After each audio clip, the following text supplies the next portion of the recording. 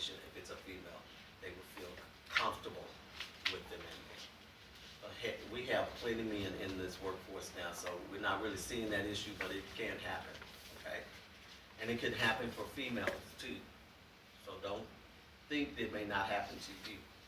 All right, so we've listened to the heart sounds, and we would say that they're all anatomically located and they're all appropriate, right? And that's how you're gonna document it. So if they were all heard appropriately, you're gonna say all 5 anatomical heart locations heard appropriately. When we're looking for the pulse rate, it is going to be the apical pulse. How many minutes are you gonna listen for the apical pulse? 1 full minute. We wanna know the pulse rate, so I'm gonna say,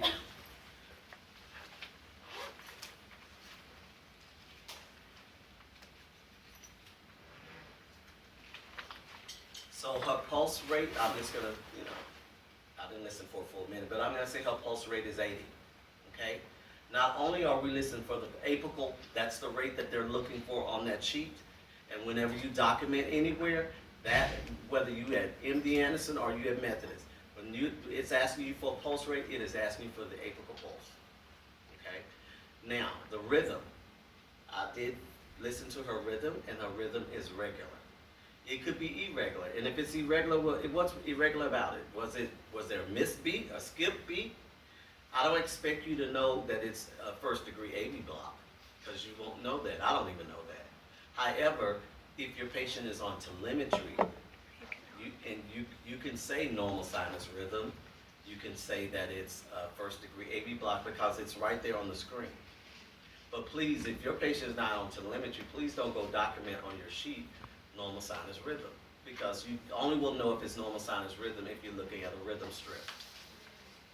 Okay?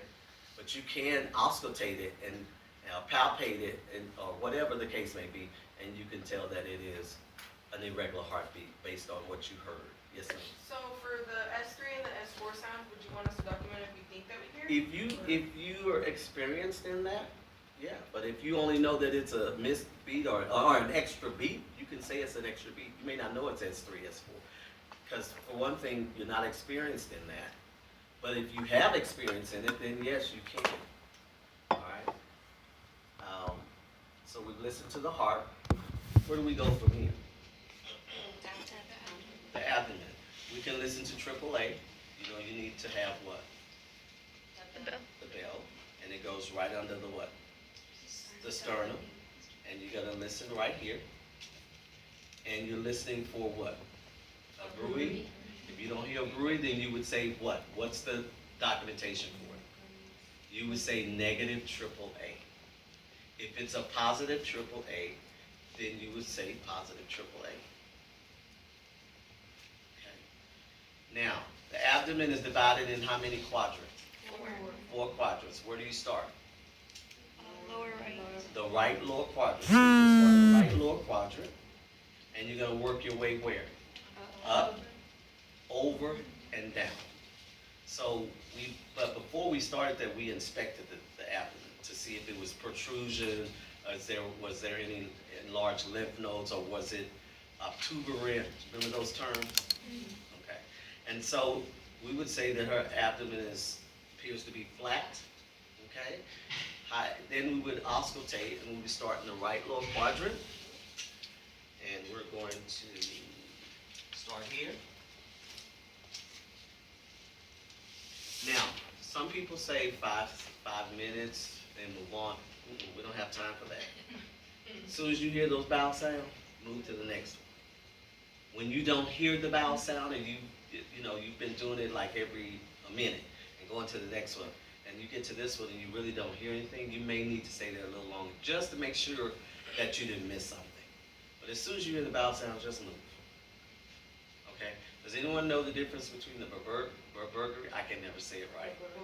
What is that? What is that? Like you're hungry. That's just growling. So you don't know the difference between vowel sounds and the patient just hungry. Okay. All right. And so the vowel sounds were normal active, hypoactive, or hyperactive. In her case, they were normal active vowel sounds in all 4 quadrants. That's how you document. However, what if it was normal active in the right lower, right upper, and left upper, but it was hypoactive in the left lower? How are you going to document that? All quadrants No, normal? no, no, all except, all, like, 3 quadrants, wait. Well, you're gonna have to specify which quadrant. You're gonna say Okay. normal active bowel sounds in the right lower, upper, and left upper, and hypo in the left lower. You see how to do that?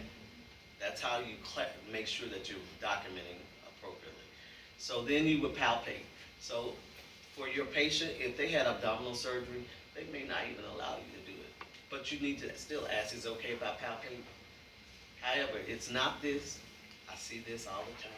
Can you feel an organ that's enlarged just doing this? You can't even feel if there's a pimple if you're just doing it. So you actually kind of cup your hands and you get your abdomen just like this. And this is how you do it. Do y'all see that? So you don't You just cup. You can do this. I know they taught you all to do this, right?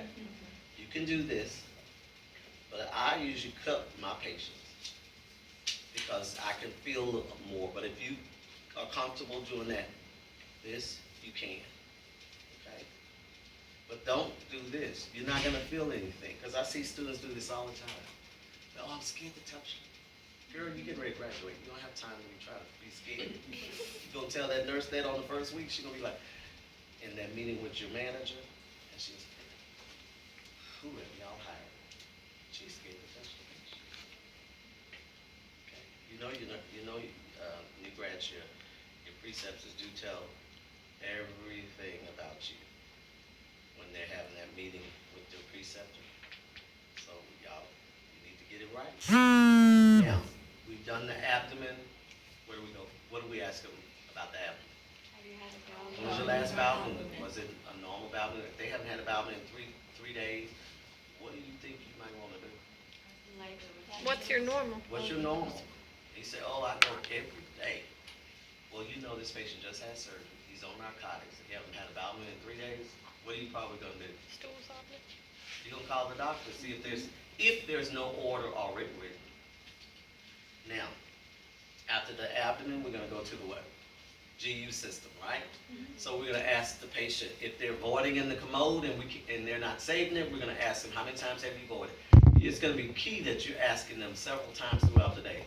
Since 7 o'clock, it's now 10 o'clock. You said you voided once at 7:30. It's now 10 o'clock. Have you voided since then? So you can keep up with it, and that also helps the patient jog their memory. If they're saving the urine in the urinal, that little urinal, please don't put the urinal on their table. Make sure, that is so nasty. Make sure that if you put the urinal, it can be on that little rail that's on the IV pole, and sometimes they have that little bedside drawer cabinet, but make sure you put like a little paper towel and sit it on there. Don't just sit it directly on there, okay? Make sure that when you're pouring the urine into the commode that, there's a little latch you pull down and you can rinse the urine out of the container and pour it back in the commode. Don't just pour the urine out and go take it back out there. Rinse that urinal out, okay? Then inside the sink toilet, there's a little white pan where they save the urine.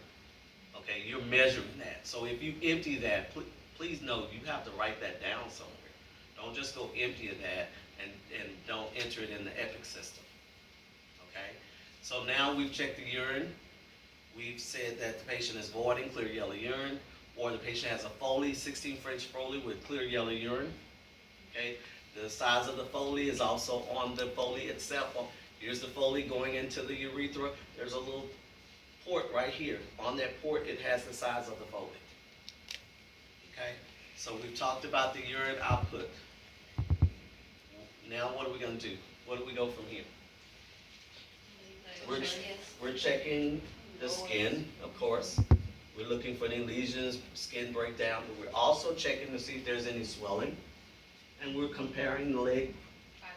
So if there's any edema, if she had edema and she had pitting edema, we would do this, right? Hold it down. She doesn't have any pitting edema. However, if she had pitting edema, if you push it down and it's there for a couple of seconds, it could be 1+. If it's there for a longer time, it could be 2+, 3+, 4+. Go read up on how long do you need to press it. Does it stay there to determine if it's 1+, 2+, 3+, 4+. In this case, we'd say she has no edema. I would normally take the socks off. Please take your patient's socks off. Some of you, oh, well, he has Ted hose on and I can't take on. Yes, you can. You have to take the Ted hose off. Is it a struggle sometime to put them back on? Yes. But if your patient has a bed sore on that heel and you never took those Ted hose off and it's 10 days post-op and now they have a bed sore, your unit will have to pay for that. But the nurse manager is gonna go back and look and see that, what's your name, man? Chastity. Chastity had that patient for 5 days out of those 10 days. And she has no documentation about taking those Ted hose off, assessing those heels, and there's no documentation that she saw any skin breakdown. I'm gonna question her because I'm gonna say, you had this patient for 5 days. This is not a just started, this is a huge bed sore that's been there for more than 5 days. How did you miss this? Same thing about inserting a Foley. Patient ends up with a UTI. I can almost trace it back to the nurse. Because you know why? She didn't do the sterile technique. Okay, so we've done that. We checked there's no edema. So we're going to check the what? The Pedal pulses. Here's the dorsal. You compare one side to the other. And then where's the posterior? Tibialis. It is right here. You know that little sink right here? It's right in there. Okay? And you're comparing one side to the other to see if they're even or equal. But you're determining, is it 1 plus, 2 plus, 3 plus, plus 1 plus 2 plus 3 plus 4. 1 plus is what? Kind of thready. 2 plus is a normal. That should be normal for us. And then 3 plus should be kind of bounding. And then 4 plus should be bounding. Okay? Does everybody get that? Now we're going to check what else? Let's check the lower muscle strength. So push against my hand. All right. And then pull. And are we done? We're done. Did we just do the assessment? Now it took me a little longer because I'm showing you how to do this. But if you practice this, then it shouldn't take you no more than 10 minutes, okay, to get this done. Do you want us to check vitals also with that? Well, you've probably already checked vitals. You don't have to do it when I come to do the assessment because I'm not going to have time. The only thing I'm going to have time for is the assessment because I'm running from one student to the other. I have a question. Do we percuss in this center too? Yeah. You can if you want to. I know they have taught you that. You can if you want to. If you were taught that, that's fine. I won't hold it against you if you do it or you don't do it. Okay? You can also percuss, the lung fields, because I know you were taught that as well. Yes, ma'am. If you have a patient that's got pneumonia, you should be percussing. Or they got some kind of lung consolidation. Yes, ma'am. Capillary refill. Oh, yeah, I'm sorry. And capillary refill. Skin turgor and capillary refill for the lower extremities. Might be good up here, but may not be good there. Because they could have peripheral vascular disease. Where do you pinch? Right, just right on here. top? Right Okay. here. Oh, okay. It's less than 3 seconds. And the more you practice this, the easier it's gonna get for you. Okay, I know some of you all haven't done it in a while and you've not even done it in this way. However, if you do it in this way, you won't forget some of these steps. Okay? It's that one time you like, I got 4 patients today and I'm busy and it's crazy out here and I don't have enough help and these patients are all over the place. It's that one time you miss something and you come back to work the next day. We're calling you in here because you gave Mr. Jones med to Mr. Jackson. Or this patient, blood pressure was 200 over 100. You didn't check your blood pressure on this patient yesterday? Oh, I was so busy. That's not even a reason. You just wasted your breath saying that. Because you held accountable for everything, guys. I'm telling you. You held it. Nursing is a great field, but it also can cause you a lot of headache too. So don't start creating workarounds now, because if you carry those over into your career, you're bound to end up on the board of nursing at some point, or peer review at your hospital. And you're praying when you get to peer review, they don't report you to the board of nursing. Okay. All right. Any questions about the assessment? Yes, ma'am. When you're watching watching us, do you want us to state everything? No, or- I'm looking at you, and I know. Okay. The only things like I won't be, like the apical pole, maybe the lung fields, you know?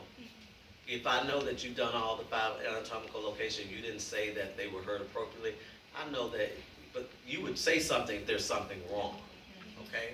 There's the things that you know that I won't be able to know, yes. But things that you think that I'm looking at, I'm like, okay, she's doing it right. So we don't have to like verbally say. You don't have to say every little thing, okay? And just so you know, I will be documenting while I'm there, you know, and if there's things that I feel like, okay, we need to talk about after you finish, I'll say, okay, you know what, these are the things that you need to work on, or, you know what, you didn't really, there's a lot of things that you were not able to do, I'm gonna refer you to the sim lab, and that takes me about a day or two to send that to the sim lab, and I encourage you to get it done before the next clinical day, then that gives me another opportunity to reassess you. And when you come to the sim for remediation, you have to pass it also in sim, okay? So you just want us to know the Well, everything that we just went over today. So, yes, oh yeah, verbalize the apical pulse and, you know, you need to say 96 regular or irregular or skip beat or whatever the case may be. Yes, ma'am. For our check-off next Monday, do you want us to do the cranial nerves also without patient? Everything, that's why we're here today. Everything, your first head to toe assessment needs to be everything that you just learned today. For you guys that are in capstone, once you pass your health, that head to toe assessment, then it becomes a focus assessment. And so when I'm rounding on you, I want to know the main things like the heart, the lungs, the abdomen, okay? And then what's going on, why is this patient here, and what was your focus, what are you focused on today? Okay? But see, reason why we're doing these assessments for you guys at capstone is because we're getting seniors that don't know how to do an assessment. Okay? Yes, ma'am. You're doing the pulses up here. Yeah, one thing I didn't mention, the pulse deficit. Make sure you're assessing the radial pulse and tell me what is there a pulse deficit, and if there is a pulse deficit, what is the pulse deficit? So you know, how do you know if it's a pulse deficit? Greater than what? If there's a 5-point difference. No ma'am. How do you know if it's a pulse deficit? Anybody else? Do you compare it to the You compare the apical pulse to the radial pulse. If it's more than 20 millimeters of mercury, then there is a pulse deficit. So it's not greater than 5, it's 20. Check your book. Check your book. Okay. Any questions? Oh yeah, it's a lot. It's a lot. But you guys, this is serious business. You deal with life. You're not dealing with no mannequin today. Yes, So when ma'am. you said the 20 millimeters of mercury, you're talking about pulse or blood pressure? Like when you take a blood pressure on one arm and compare it to the other? I wasn't, that threw me off. I'm sorry. Did I say beats per minute? I'm sorry. 20. It has to be more than. The difference has to be more than 20 beats per minute. So if your patient that has an apical pulse, I'm sorry. If your patient has an apical pulse that is 90, but their radial pulse is 70, then they have a pulse deficit. Does that make sense? I'm sorry if I said millimeters of mercury. I'm thinking, No, because I know. I'm talking so I know much, I'm probably. There's also a blood pressure difference as well. And that's also 20. Yes, you're talking about like the mean map or